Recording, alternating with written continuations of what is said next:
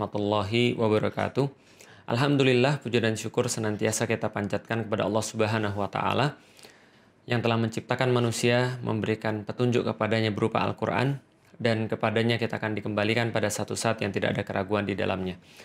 Maka salat dan salam semoga tercurah dan terlimpahkan kepada baginda Nabi besar Muhammad sallallahu alaihi wasallam, dan kita berharap ketika kita kembali kepada Allah Subhanahu wa Ta'ala, maka kita termasuk orang-orang yang diakui oleh Rasulullah sallallahu alaihi wasallam sebagai bagian daripada umatnya.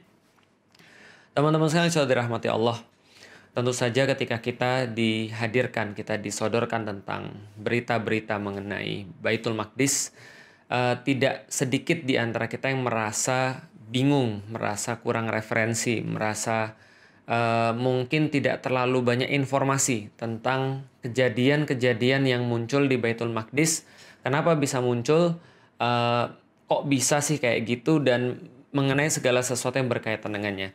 Nah, karena itulah teman-teman sekalian, saya pikir baik kiranya kalau saya memberikan sebuah sharing tentang apa yang saya ketahui tentang Baitul Maqdis.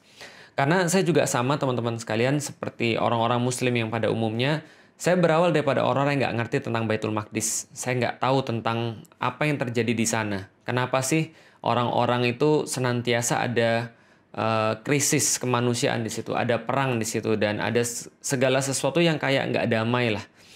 Padahal kalau misalnya kita lihat itu kan adalah simbol daripada agama-agama yang ada di dunia. Terutama ada 3 agama besar, yaitu adalah Yahudi, Nasrani, dan Islam. Tapi kenapa sih daerah itu tidak kunjung damai dan terus-menerus konflik? Nah, ketika saya nggak ngerti itu, walaupun saya sudah muslim pada saat itu, saya juga punya satu kecenderungan untuk ya tidak ngeh dan tidak aware dan tidak punya keberpihakan mungkin karena saya nggak ngerti apapun. Karena itulah saya coba untuk mencari tahu tentang apa sih yang sebenarnya terjadi di Palestina, apa yang terjadi di Baitul Maqdis, dan termasuk kita akan coba menyampaikan juga term apa sih yang paling tepat untuk membicarakan masalah yang ada di sana. Maka teman-teman sekalian, sebelumnya saya pengen kasih tahu dulu bahwa ini adalah satu materi yang pernah saya buat sekitar tahun 2010, dan materi ini sedikit banyak merangkum apa yang terjadi di daerah Baitul Maqdis. Teman-teman tahu ya bahwa di Palestina yang sekarang teman-teman kenal itu ada 2 daerah sebenarnya. Yang pertama adalah daerah West Bank atau tepi barat Sungai Yordan yang itu cenderung lebih aman, dan satu lagi adalah wilayah yang namanya Gaza.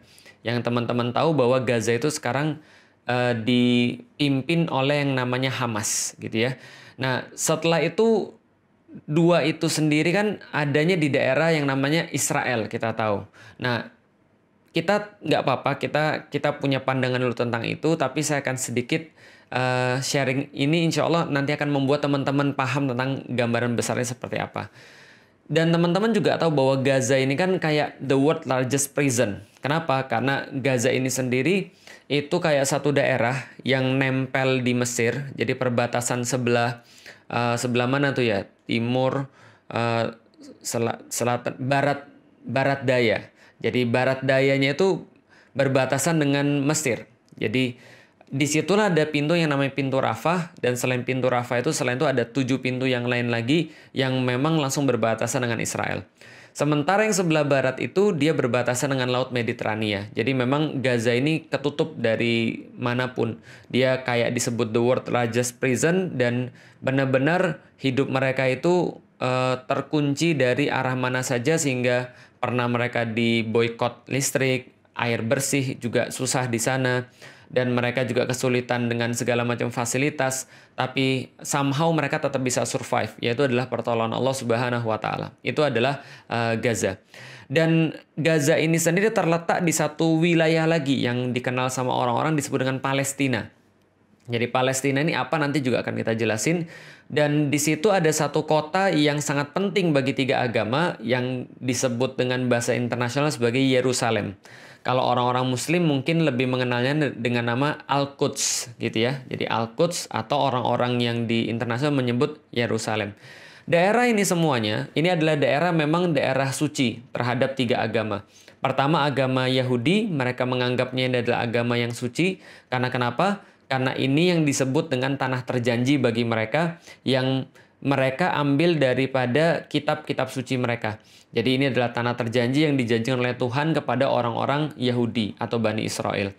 Sedangkan bagi orang-orang Kristen atau orang-orang Nasrani, ini juga menjadi tempat yang suci bagi mereka karena disinilah letak Yesus mengadakan perjamuan terakhir sebelum dikhianati oleh Yudas Iskariot. Itu kepercayaan mereka. Dan disinilah juga ada tempat yang namanya Bukit Golgota yang mereka yakini sebagai tempat penyaliban Yesus Kristus. Walaupun tentu orang Muslim keyakinannya berbeda. Tapi ya kita cuma cerita kenapa sih tempat ini jadi sebuah tempat yang disucikan oleh 3 agama. Yang pertama adalah karena orang-orang Yahudi menganggapnya sebagai tanah terjanji. Yang kedua, orang-orang Kristen atau orang-orang Nasrani menganggap ini adalah sebagai tempat yang merupakan tempat terakhir perjanjian Yesus. Perjamuan terakhir Yesus. Lalu juga tempat disalibnya Yesus Kristus. Sedangkan bagi orang Muslim, kita sudah tahu bahwa tempat ini menjadi kiblat pertama kaum muslim, yaitu adalah Masjidil Aqsa itu sendiri. Maka di dalam Al-Quran Allah mengabadikan semuanya ini, betapa penting kaum muslim ini terhadap daerah yang kita sebut tadi dengan sebuah ayat yang disampaikan oleh Allah dalam surat Al-Isra. Subhanalladzi asra bi abdihi lailam minal masjidil haram ilal masjidil aqsal ladzi barakna haulahu. Jadi Maha Suci Allah yang telah memperjalankan hambanya pada malam hari dari Masjidil Haram kepada Masjidil Aqsa yang telah diberkahi sekelilingnya. Dan Rasulullah sendiri berpesan kepada kaum muslimin, kalau kalian itu jangan bersusah-susah untuk pergi kecuali ke 3 tempat, yaitu adalah Masjidil Haram, Masjid Nabawi, dan Masjidil Aqsa. Dan dalam banyak hadis-hadis yang lainnya, Rasulullah Shallallahu Alaihi Wasallam senantiasa menggarisbawahi pentingnya, indahnya, bagusnya, berartinya Masjidil Aqsa bagi kaum muslimin. Maka ini adalah menjadi sebuah tempat yang sangat penting bagi 3 agama di dunia. Khususnya di satu kompleks yang namanya Kompleks Masjidil Aqsa atau Haikal Sulaiman dalam pandangan orang-orang Yahudi. Jadi gini ceritanya teman-teman sekalian. Nah, ini tentang term ya, tentang sebuah istilah. Kalau kita biasa menyebut Masjidil Aqsa, itu adalah berdasarkan Al-Quran. Subhanalladzi asra bi abdihi lailam minal masjidil haram ilal masjidil aqsa. Jadi Maha Suci Allah yang telah memperjalankan hambanya di malam hari dari Masjidil Haram kepada Masjidil Aqsa. Maka Masjidil Aqsa itu adalah satu tempat yang dinamakan Kompleks Al-Aqsa. Jadi Kompleks Masjidil Aqsa. Kenapa dikatakan kompleks? Karena memang pada saat itu bentuknya bukan kayak sekarang. Jadi bentuknya cuma sebidang tanah, dan sebidang tanah itu disebut dengan Masjidil Aqsa. Dan memang ya salahnya orang Indonesia adalah karena mereka tuh kalau bicara tentang masjid itu harus kayak ada bangunannya, harus ada kubahnya, harus ada bintang dan bulannya. Enggak sih sebenarnya. Ciri-ciri masjid atau syarat-syarat masjid itu sebenarnya cuma 3. Pertama adalah dia punya tempat, jadi satu tempat tertentu. Yang kedua adalah dia punya batas, gitu ya. Jadi batas-batas yang dikatakan masjid, sehingga kalau orang berada di dalamnya berarti berlakulah hukum-hukum masjid. Yang ketiga adalah dia punya kiblat, itu aja sih. Maka sebidang tanah itulah yang disebut dengan Masjidil Aqsa. Bukan seperti yang salah duga oleh beberapa orang-orang pada zaman sekarang. Oh, Masjidil Aqsa itu ya Ustadz ya, yang ada kubah emasnya. Bukan, itu kubah as-sakhra atau kubah batu. Karena Umar bin Khattab ketika pergi ke sana, dia melihat ada satu tempat dan ada batu di sana, dan dia berkata inilah tempat Rasulullah Shallallahu Alaihi Wasallam Mi'raj ke Sidratul Muntaha. Maka dibuatkan kubah di situ, maka dinamakan kubah yang melindungi batu atau kubah yang di bawahnya ada batu. Itu kubah sakhra yang berwarna emas.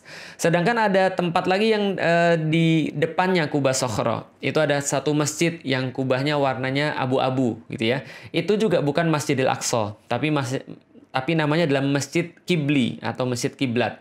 Dan yang dinamakan Masjidil Aqsa kalau gitu apa? Yang dinamakan Masjidil Aqsa adalah ya satu kota itu, satu kompleks itu yang dinamakan dengan Masjidil Aqsa. Di situ sendiri ada banyak sekali kubah-kubah, ada banyak sekali bangunan-bangunan, ada banyak sekali tempat wudhu dan seterusnya. Maka inilah yang disebut dengan Masjidil Aqsa. Sedangkan orang-orang Yahudi itu menganggap itu adalah Haikal Sulaiman. Dan Haikal Sulaiman ini memang sudah hancur sih. Nanti kita akan jelaskan. Tapi masih ada satu tembok yang tersisa daripada Haikal Sulaiman itu, yang mereka sebut dengan tembok ratapan. Yaitu adalah tembok kira-kira di sebelah barat daripada Masjidil Aqsa, atau sebelah barat daripada kompleks Al-Aqsa ini. Dan memang kompleks Al-Aqsa ini kita sudah tahu adalah kompleks yang sangat ancient, kompleks yang sangat kuno, yang memang disucikan oleh 3 agama. Nah, jadi sekarang teman-teman sudah tahu ya, kenapa sih Masjidil Aqsa itu disucikan oleh 3 agama. Pertama oleh orang-orang Yahudi, yang kedua adalah oleh orang-orang Nasrani, yang ketiga adalah oleh orang-orang Muslim. Nah, sekarang kita coba cerita dulu kok bisa sih orang-orang Yahudi itu masuk ke sana, dan kok bisa sih orang-orang Yahudi itu ya juga keluar dari sana. Pertama-tama teman-teman sekalian tahu bahwa Yahudi itu dulunya dikenal dengan nama Bani Israel. Jadi Bani Israel ini adalah keturunannya Nabi Yakub alaihi salam.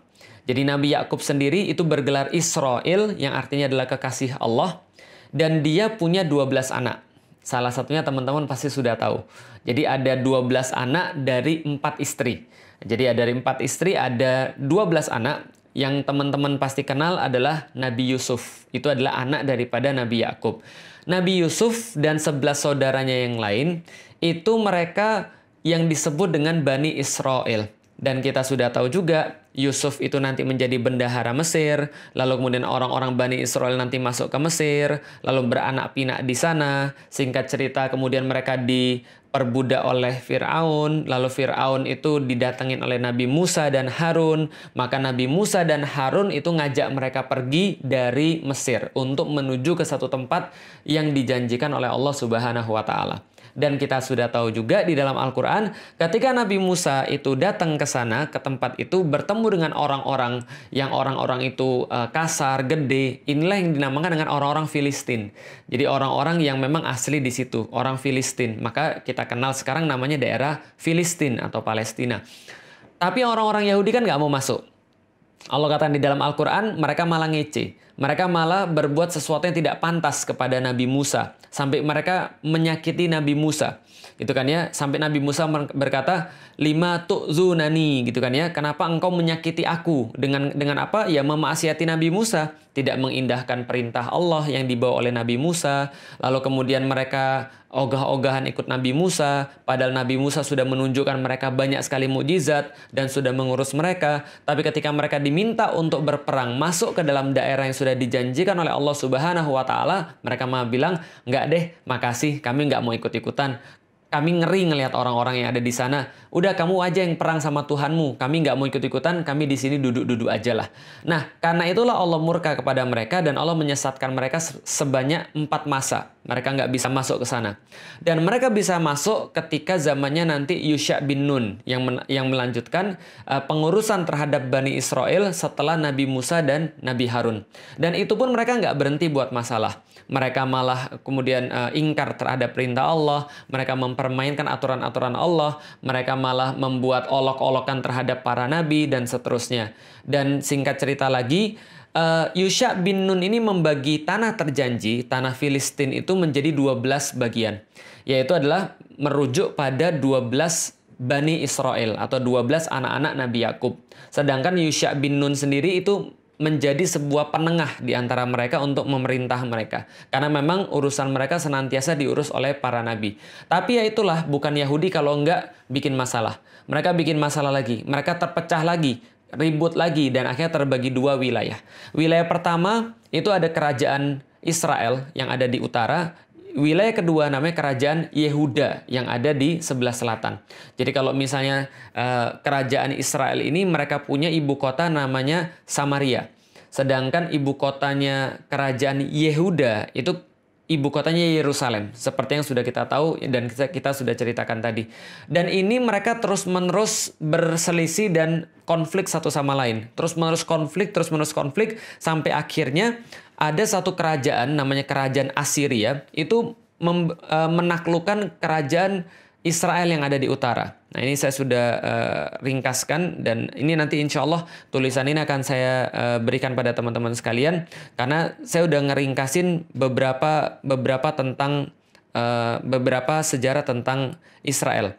Nah, jadi teman-teman sekalian, pada tahun 722, ini kerajaan Assyria 722 sebelum Masehi ya. Kerajaan Assyria ini menaklukkan wilayah bagian utara, yaitu adalah kerajaan Israel. Dan ketika dia mau menaklukkan kerajaan Yehuda, maka kerajaan Assyria ini keburu ditaklukkan sama kerajaan Babilonia. Jadi diserang sama kerajaan Babilonia yang rajanya sangat terkenal, namanya Nebukadnezar gitu kan ya. Bukhtanasir kalau dalam bahasa Arabnya.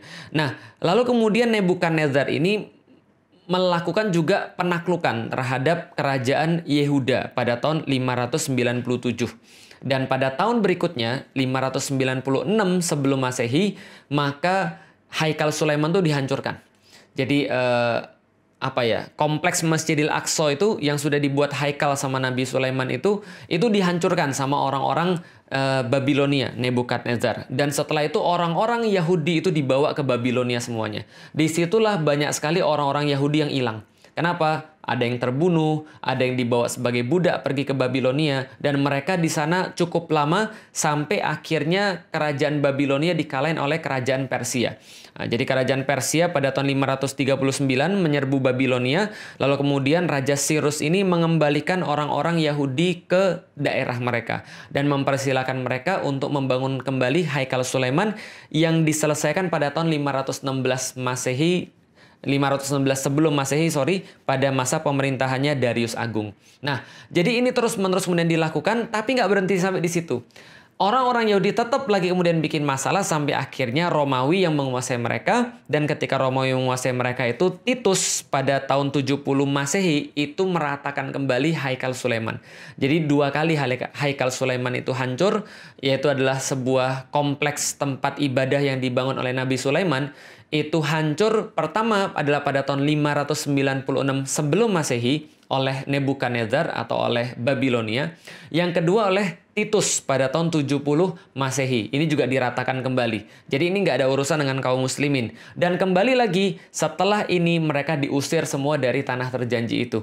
Karena mereka itu bikin selalu masalah, membuat situasi jadi nggak bagus, dan senantiasa melakukan pemberontakan, maka orang-orang Romawi ngusir seluruh orang-orang Yahudi dari tanah terjanji mereka itu.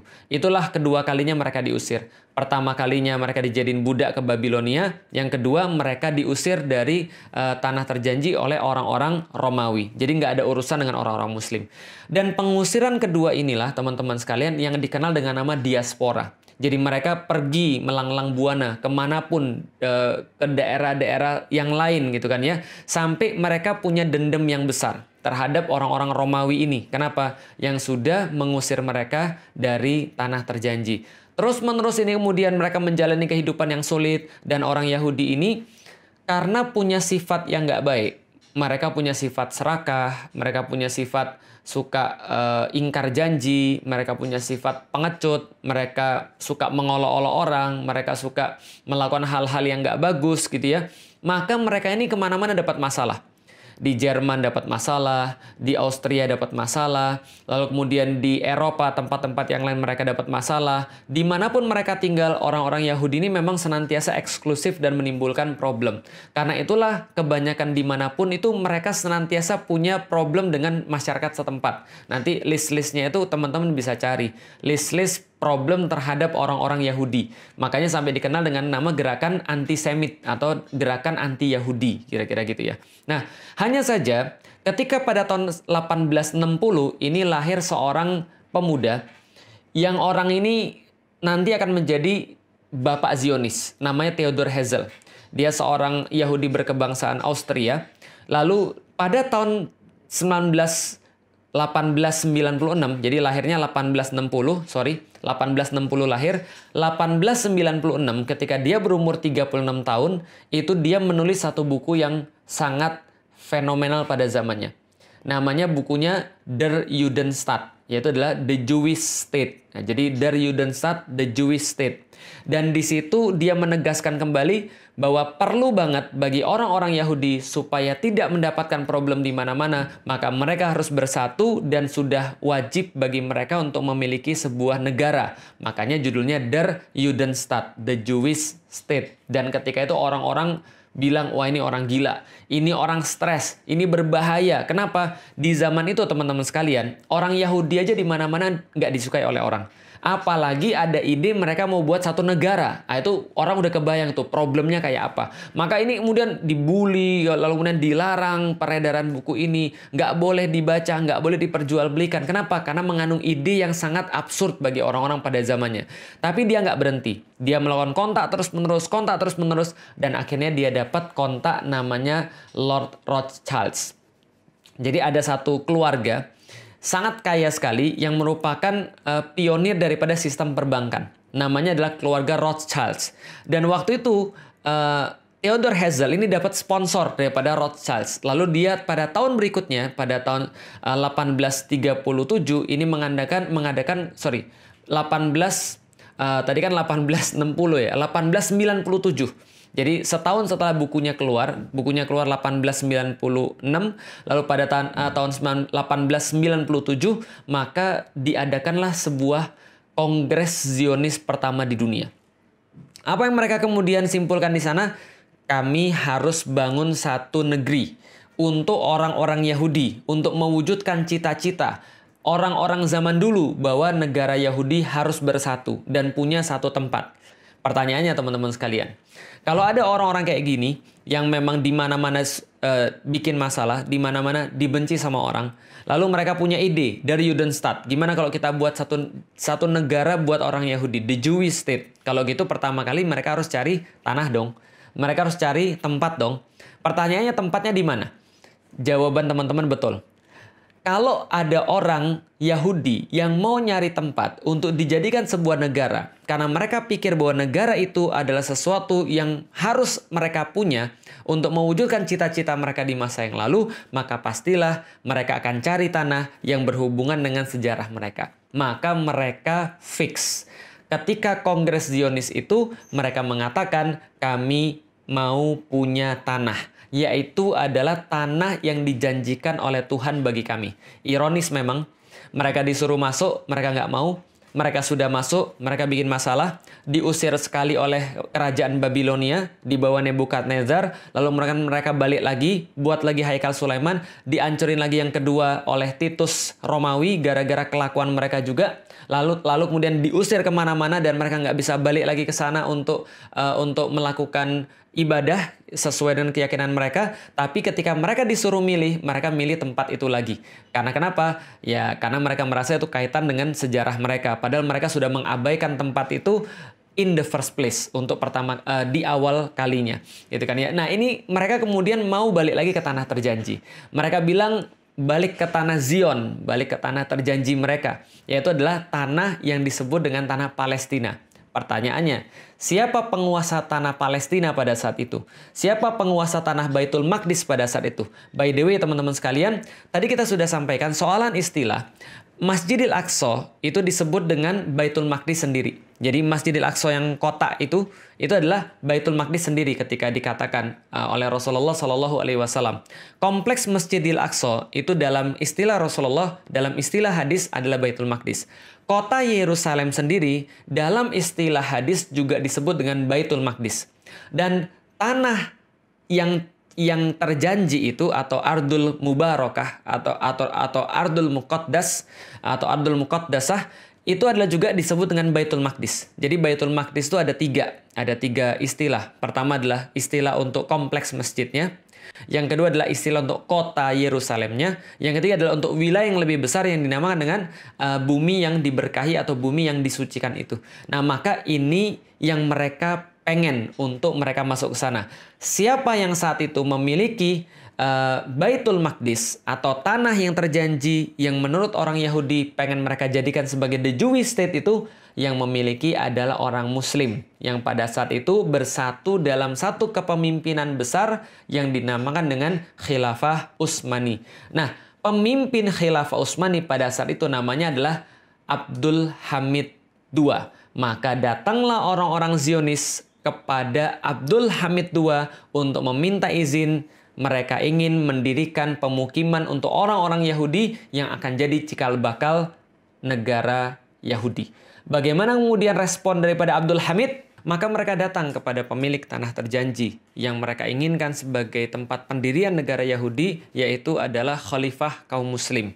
Khalifah daripada kekhilafan Utsmani yang pada saat itu adalah Sultan Abdul Hamid II. Maka apa respon daripada Sultan Abdul Hamid kepada Theodor Herzl dan juga kelompoknya? Ini adalah yang bisa kita dapatkan. Maka Sultan Abdul Hamid tidak ingin menemui Herzl, lalu mengirim pesan kepadanya, beritahu pada para Yahudi yang tidak sopan itu bahwasanya hutang-hutang Utsmani itu bukan merupakan perkara yang hina. Prancis pun punya hutang dan tidak mempengaruhi mereka. Yerusalem adalah bagian dari tanah kaum muslim sejak Khalifah Umar menerima tanah itu dari Safronius. Dan aku tidak ingin menanggung malu dan beban sejarah dengan menjual tanah suci yang telah diamanahkan itu kepada para Yahudi, lalu mengkhianati amanah dan kepercayaan umat. Yahudi simpan saja harta mereka, sebab Utsmani tidak akan bersembunyi di balik istana-istana yang dibuat dari uang musuh-musuh Islam. Jadi teman-teman sudah tahu juga bahwa Utsmani pada saat itu berada dalam kondisi yang sangat-sangat decline, menurun, hutang-hutangnya banyak dan mereka tidak memiliki cash flow yang baik. Maka orang-orang Yahudi itu datang dengan menawarkan uang untuk mereka, dan itu adalah respons daripada Sultan Abdul Hamid pada 1987. Tapi tentu saja Yahudi tidak akan pernah menyerah gitu kan ya, ketika mereka 1897 maaf. Jadi Yahudi tidak akan menyerah. Maka dia datang lagi pada tahun 1901 untuk menawarkan lagi kepada Utsmani sebuah penawaran yang lumayan bikin ngiler ya teman-teman sekalian ya. Yahudi kembali, maka mereka nggak main-main. Maka mereka menawarkan pada Sultan Abdul Hamid itu sekitar 150 juta pound sterling di masa itu. Nah kalau sekarang itu kira-kira setara dengan 305 triliun ya, triliun rupiah minimal. Lalu kemudian diberikan lagi bonus kalau misalnya Sultan Abdul Hamid mau memberikan beberapa bidang tanah kepada orang-orang Yahudi untuk mendirikan negaranya itu, maka mereka memberikan bonus membangun Universitas Utsmani dan memberikan juga kapal perang kepada orang-orang Utsmani. Karena mereka sudah punya sponsor, kita tahu namanya Lionel Walter Rothschild atau yang dikenal dengan Sir Lord Rothschild itu. Maka kemudian Abdul Hamid berkata lagi kepada Herzl yang menawarkan tawaran-tawaran itu tadi. Nasihati Dr. Herzl, jangan sekali-kali meneruskan proyek itu. Aku tidak bisa berikan tanah itu karena tanah itu bukan milikku. Tanah itu milik umat muslim yang telah berjihad dan menyiraminya dengan darah mereka. Yahudi silahkan simpan uang mereka. Lalu kemudian Abdul Hamid melanjutkan, jika khilafah Islam dimusnahkan pada satu hari, mereka boleh mengambil tanah itu tanpa bayar. Jadi kayak apa ya? Kayak sebuah kedikdayaan gitu ya, sebuah kemuliaan, sebuah izah. Jadi pokoknya selama ada khilafah, selama aku masih ada, dan selama kaum muslim itu punya kekuatan, kalian nggak bakal bisa. Tapi kalau saya ini sudah nggak ada, ambil gratis aja. Seolah-olah ya Abdul Hamid mungkin nggak akan berpikir bahwa sebentar lagi khilafah itu ya tidak akan ada di muka bumi, sehingga kaum muslimin tidak memiliki pelindung dan tidak memiliki perisai. Lalu kemudian beliau katakan, akan tetapi selama aku masih hidup, aku lebih rela menusukkan pedang ke dalam tubuhku daripada tanah itu dikhianati dan dipisahkan dari khilafah Islam. Aku tidak akan memulai pemisahan tubuh kami selagi kami masih hidup. Jadi itu adalah jawaban final yang diberikan oleh Abdul Hamid kepada Federasi Zionis. Nah, setelah itu Zionis nggak pernah datang lagi. Tapi walaupun miswab, setelah Abdul Hamid menolak mereka itu, walaupun miswab, siapa yang merancang Perang Dunia Pertama ini, tapi yang jelas setelah selesai Perang Dunia Pertama ini, keuntungan yang didapat paling besar adalah keuntungan bagi orang-orang Yahudi. Jadi apa yang terjadi? Tahun 1914 muncul perang. Pada saat itu ada blok sekutu melawan blok sentral. Blok sekutu itu diketuai oleh Inggris dan Prancis. Blok sentral itu diketuai oleh Jerman. Dan pada saat itu teman-teman sekalian, Khilafah Utsmani itu berada bareng dengan blok sentral. Loh kok bisa jadi barang blok sentral berada sama Jerman? Itulah satu misteri yang sampai sekarang orang-orang juga heran. Kenapa Utsmani tidak mempertahankan netralitasnya, justru malah gabung sama blok Jerman.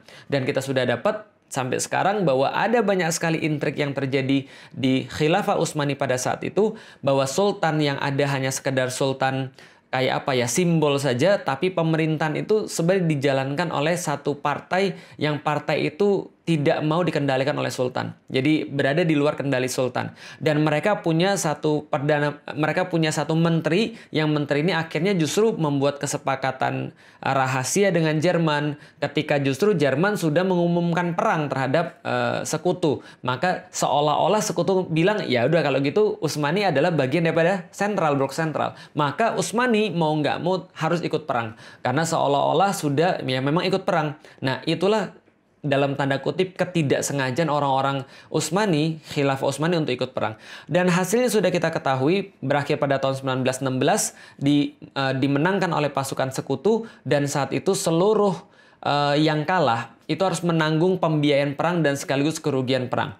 Nah, khusus untuk Utsmani, maka wilayah-wilayahnya itu dibagi oleh Inggris dan Prancis lewat perjanjian Sykes-Picot pada tahun 1917. Sykes ini adalah seorang komandan dari Inggris, Picot ini adalah seorang komandan dari Prancis. Mereka bersepakat untuk berunding dan membagi wilayah-wilayah Utsmani. Dalam perjanjian ini, maka mereka membagi wilayah-wilayah, ada wilayah bagi Inggris, ada wilayah-wilayah bagi Prancis, dan mereka menggunakan ada satu wilayah bersama, wilayah khusus, yaitu adalah wilayah Palestina dan sekitarnya, itu dikasih wilayah khusus. Tapi sebenarnya yang punya siapa? Yang punya adalah Inggris. Ketika kita sudah paham bahwa Inggris memiliki wilayah kaum muslim termasuk wilayah Palestina atau wilayah Baitul Maqdis, berikutnya kita sudah duga.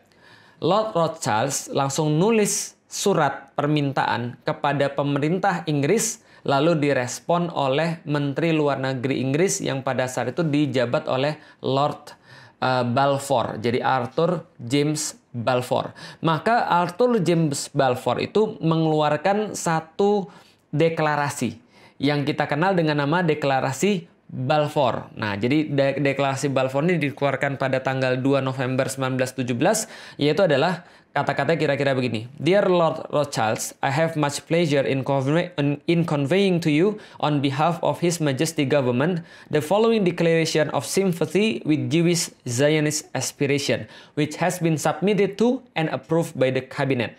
His Majesty Government view with favor the establishment in Palestine of a national home for the Jewish people and will use their best endeavors to facilitate the achievement of this object. It being clearly understood that nothing shall be done which may prejudice the civil and religious rights of existing non-Jewish communities in Palestine, or the rights and political status enjoyed by Jews in any other country. I should be grateful if you would bring this declaration to the knowledge of the Zionist Federation. Jadi pertama kali yang memberikan tanah itu kepada orang-orang Yahudi adalah Inggris. Dan Inggris memperkuat ini lewat diterbitkannya Mandate for Palestine. Pada tahun 1922, Inggris yang pada saat itu mengetuai Liga Bangsa-Bangsa atau League of Nations ini memberikan Mandate for Palestine untuk menjadikan legitimasi bagi orang-orang Yahudi untuk pindah ke tanah terjanji versi mereka dan mendirikan negara Yahudi. Nah, seperti yang sudah kita duga, sejak tahun 1920, 1921, 22 sampai dengan 1939, sampai dengan 1940 dan seterusnya, itu puluhan ribu, bahkan ratusan ribu atau lebih besar lagi, jutaan orang itu pindah untuk menuju kepada tanah terjanji.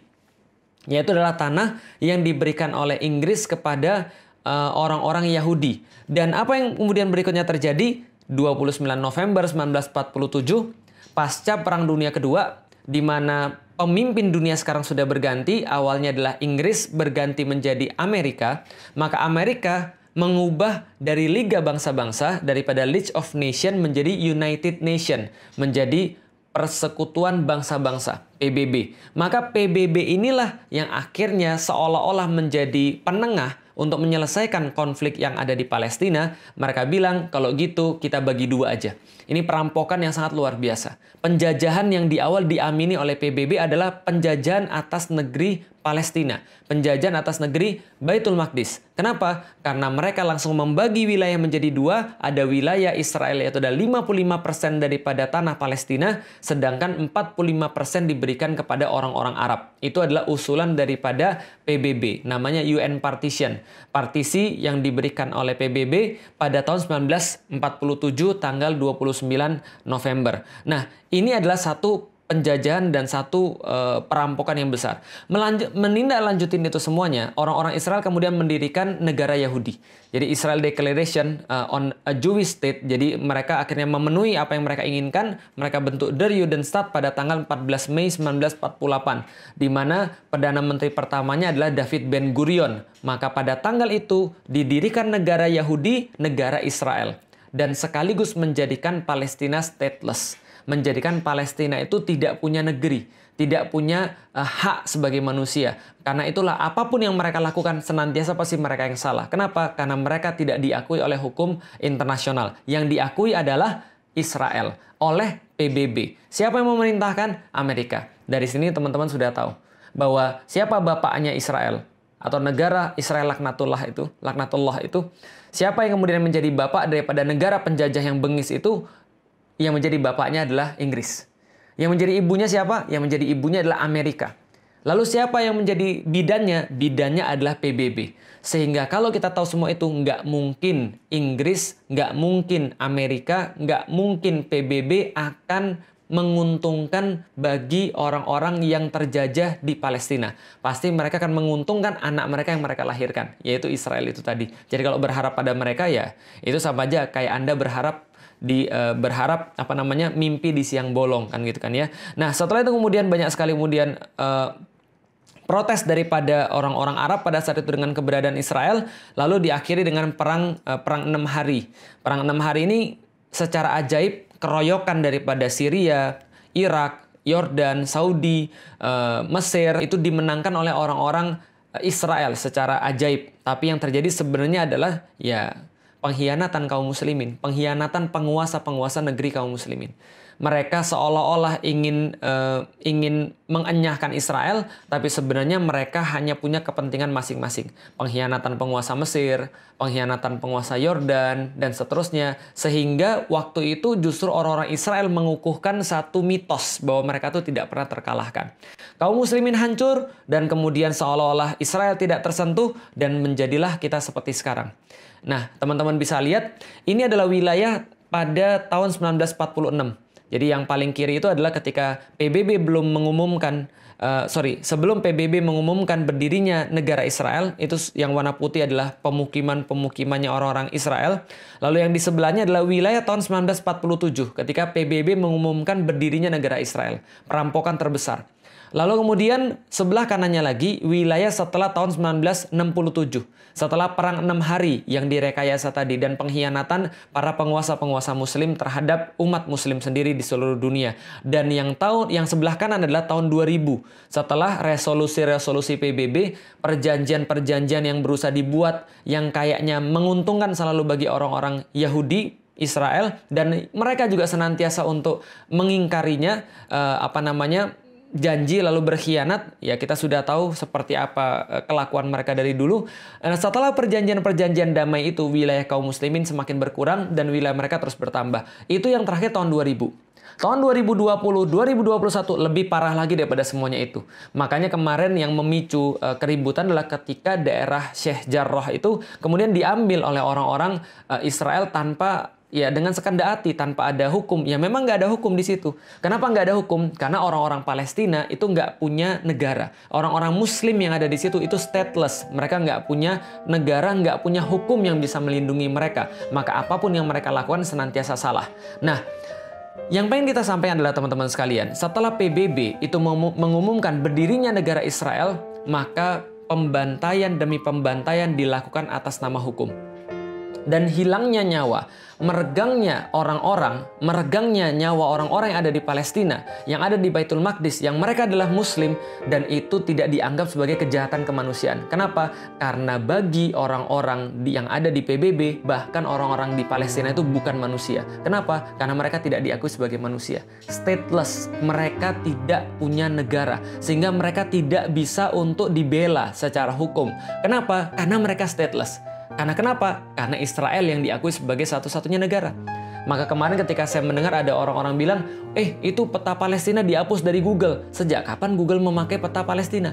Sejak kapan Google mencantumkan Palestina sebagai sebuah negara? Mereka nggak diakui. Kenapa nggak diakui? Karena secara hukum dunia, itu bukan sebuah negara. Yang negara cuma Israel. Maka kita lihat sekarang Israel cuma yang dicantumkan di peta. Karena memang yang diakui sebagai negara adalah dia. Siapa yang ngakui negara? PBB. PBB kan bidannya. Maka kalau misalnya ngarep PBB nyelesain masalah Palestina, nggak akan mungkin. Menyelesaikan masalah di Baitul Maqdis, nggak bakal mungkin. Karena mereka yang bikin masalahnya di awal. Jadi teman-teman sudah paham. Nah, kenapa misalnya PBB bisa begitu? Ya karena mereka didukung. Didukung oleh siapa? Mereka didukung oleh Amerika, mereka didukung oleh Inggris, mereka didukung oleh kebanyakan orang-orang penguasa di dunia.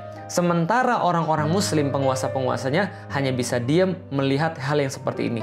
Kalaupun ada yang berbicara, alhamdulillah ada yang berbicara, maka yang berbicara ini posisinya terjepit. Maka yang berbicara ini tidak bisa berbicara lantang. Kenapa? Mereka tidak bisa mengerahkan pasukan militer ke sana karena bertentangan dengan hukum internasional. Maka ini yang kemudian bisa kita lihat pada saat ini. Nah, apa yang bisa kita lihat pada Januari 2009 misalnya, ketika orang-orang Israel laknatullah menunjukkan kebiadabannya sekali lagi kepada kaum muslimin dengan menghujani kaum muslimin dengan rudal-rudal, dengan senjata-senjata kimia yang sangat tidak manusiawi, tapi tetap aja dibela sama Amerika. Obama misalnya berkomentar, Israel have a rights to defend itself. Kenapa? Karena ketika munculnya pun ketika dia pengen jadi presiden, ya dia berpidato di depan AIPAC, American Israel Public Affairs Committee, dan mengatakan komitmennya untuk mendukung orang-orang Israel dan mendukung kemuktahiran senjata-senjata Israel sebesar 30 miliar US dollar. Jadi ini yang kemudian dijanjikan oleh Amerika terhadap pemerintahan Israel. Dan mereka menggunakan ini sebagai kayak komitmen. Kalau misalnya mau jadi presiden ya harus dukung Israel. Kalau nggak mau dukung Israel ya susah untuk jadi presiden. Kenapa? Karena nggak didukung oleh komunitas Israel, nggak didukung oleh komunitas Yahudi. Lalu gimana dengan penguasa-penguasa Muslim? Ya itu yang kita kemudian agak miris. Kok bisa ada orang-orang Muslim yang justru diam ketika melihat saudara-saudara Muslimnya dizolimi dengan kata-kata itu bukan negara saya. Bahkan Mesir itu menghalangi orang-orang yang mau untuk mengungsi, menghalangi suplai air bersih dan menghalangi suplai logistik ke situ. Bahkan negeri-negeri yang lain juga nggak peduli melihat kondisi itu, seolah tutup mata. Padahal mereka sama-sama orang-orang Arab. Padahal mereka sama-sama Muslim. Mereka sama-sama Qur'annya sama, kiblatnya sama, Rasulnya sama. Tapi mereka tidak bisa berbuat apapun, bahkan cenderung diam, bahkan bekerja sama dengan penjajah-penjajah Israel ketika kaum muslimin sedang dibunuh di situ. Ini adalah sesuatu yang sangat miris sekali teman-teman sekalian. Nah, maka apa yang bisa kita lakukan teman-teman sekalian? Ketika kita melihat semua ini ya nggak ada yang bisa kita lakukan. Yang bisa kita lakukan ya sesuatu yang tidak esensial. Seperti berdoa dan berdonasi. Mungkin sharing tentang perkara-perkara kayak gini. Nggak ada yang bisa kita lakukan lebih daripada itu. Kenapa? Karena kalau teman-teman nyimak dari awal, kita jadi tahu permasalahan kaum muslimin adalah karena mereka tidak bersatu. Karena mereka tidak bersatu, mereka tidak punya kekuatan. Kenapa mereka tidak punya kekuatan? Mereka tidak punya kepemimpinan. Maka yang bisa menyelesaikan permasalahan Palestina, permasalahan Baitul Maqdis adalah ketika kaum muslimin itu bersatu dan mereka punya kepemimpinan sehingga mereka terorganisir dengan kekuatan mereka. Itu yang terjadi pada masa-masa yang lalu ketika orang-orang Yahudi tidak bisa berbuat apapun. Mereka tidak bisa untuk menyerang kaum muslimin. Mereka tidak bisa untuk menakut-nakuti kaum muslimin. Mereka tidak bisa untuk berbuat seenaknya ketika kaum muslimin masih punya kekuatan pada masa lalu di bawah kekhilafan Utsmani tadi itu. Maka tidak ada yang bisa menyentuh Baitul Maqdis. Kenapa? Karena kaum muslimin akan membela dengan darah mereka.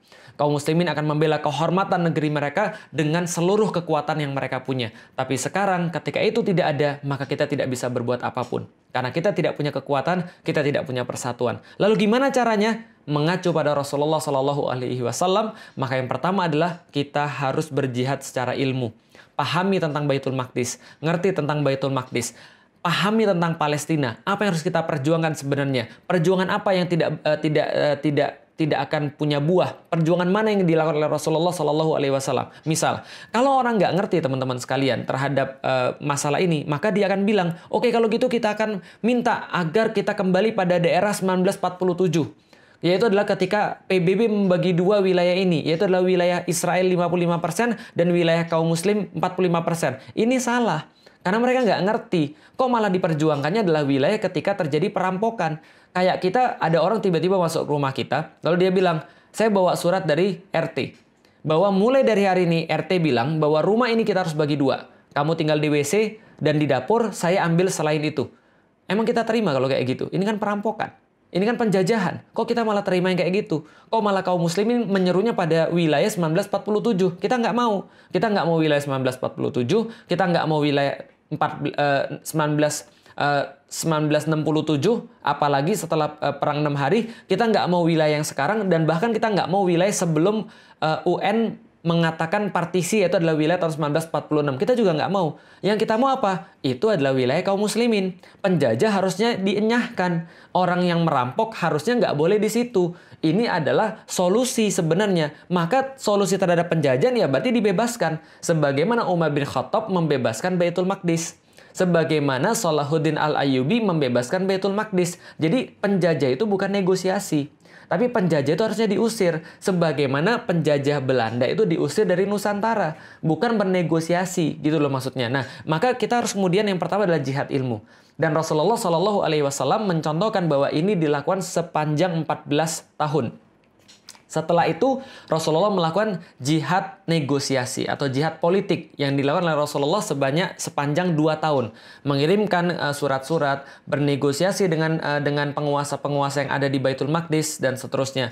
Lalu setelah itu baru Rasulullah menempuh jihad militer yang berakhir dengan pembebasan Baitul Maqdis di zamannya Umar bin Khattab pada tahun 638 Masehi. Inilah kemudian yang menjadi sebuah pengetahuan bagi kita yang pengen saya sharing teman-teman sekalian. Jadi teman-teman sekarang ngerti kenapa sih Palestina itu bermasalah. Atau lebih tepatnya istilahnya adalah Baitul Maqdis itu bermasalah. Lalu apa yang bisa kita lakukan untuk menyelesaikan problem Baitul Maqdis secara long term, secara permanen, yaitu adalah membangun kekuatan itu dan membangun persatuan itu dan membangun kepemimpinan itu. Lalu apa yang bisa kita lakukan sekarang?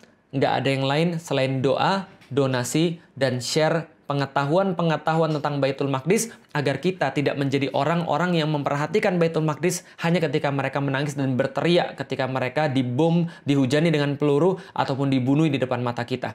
Sehari lagi kita menunda kebangkitan Islam. Sama seperti sehari lagi kita memberikan waktu bagi penjajah Zionis biadab itu untuk membunuh saudara-saudara kita yang ada di Palestina. Karena itulah teman-teman sekalian, ini yang bisa kita lakukan. Berdoa, berdonasi, dan sharing pengetahuan-pengetahuan yang ada di kita semuanya. Dan Allah Subhanahu wa Ta'ala mungkin pada tahun ini memberikan kita sebuah pelajaran yang sangat berarti. Agar kita tuh noleh kepada mereka di tengah-tengah kesibukan kita, itikaf, menikmati sajian-sajian Ramadan. Tapi Allah bilang, lihat loh ada saudara-saudara kalian itu. Yang saudara-saudara kalian itu tertindas, yang saudara-saudara kalian itu terjajah. Mudah bagi Allah untuk membebaskan mereka. Tapi bukan itu ceritanya. Ceritanya adalah bahwa Allah memberikan kesempatan pada kita untuk muncul kesatria-kesatria di antara kita. Memperhatikan mereka. Senantiasa mengisi hati kita dengan Baitul Maqdis, kiblat pertama kita. Supaya besok-besok ketika diperlukan kemudian perjuangan-perjuangan yang lebih besar, maka kita sudah siap dengan ilmu-ilmu dan sakofah kita tentang Baitul Maqdis. Artinya teman-teman sekalian, kalau memang kita merasa sedih, kalau memang kita merasa marah, kalau memang hati kita tercabik-cabik, kita bisa menggunakan apapun yang kita punya. Kalau kita nggak bisa donasi, minimal kita berdoa. Kalau kita bisa berdonasilah dengan harta terbaik yang kita punya. Tapi kalaupun kita sudah melakukan semua itu semua tidak cukup. Melainkan kita harus untuk mempelajari, kita harus untuk mengerti, memahami, dan kemudian menyebarkan sampai orang-orang paham dengan sakofah yang benar tentang Baitul Maqdis hingga kita bisa berpindah kepada tahapan-tahapan selanjutnya. Wallahu a'lam bishawab, teman-teman sekalian, semoga bermanfaat. Assalamualaikum warahmatullahi wabarakatuh.